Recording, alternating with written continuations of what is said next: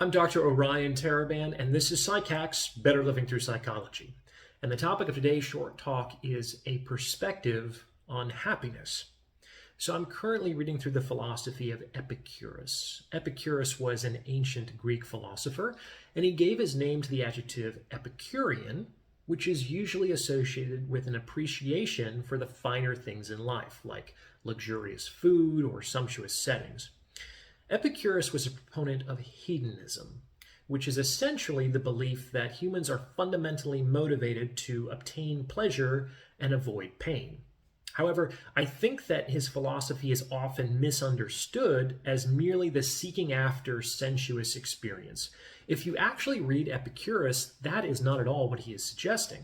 And I think it's worth noting because his perspective is pretty interesting as it pertains to the general pursuit of happiness, which I think we're all interested in.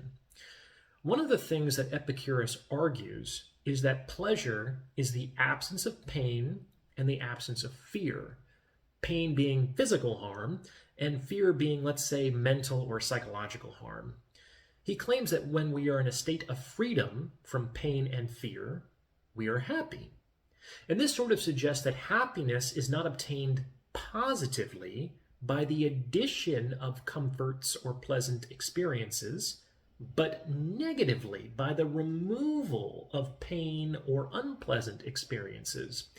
And this definition of happiness makes that experience far more accessible to the general swath of humanity, and I like that. He also argues that we engage in a sort of hedonic calculus, in which we use our reason and judgment to calculate the net pleasure of a given experience. For instance, not all pleasant things are net positives because of the unpleasantness that tends to result as a consequence of pursuing them. And so something that is pleasurable immediately, but carries with it a lot of unpleasant or painful consequences can't really be properly understood as a pleasure. And this includes many of the experiences that are typically given the Epicurean label: fine foods, drugs, sex. Epicurus admits that these things in the moment are pleasurable, but that they often create unpleasant consequences, especially if they are not used in moderation.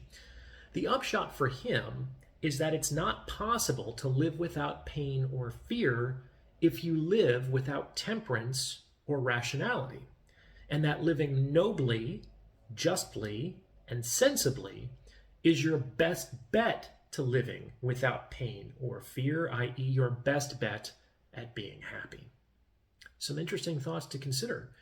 Please remember to like, comment, and subscribe for the algorithm, and see the About tab for more information on donations and consultations. Thanks for listening.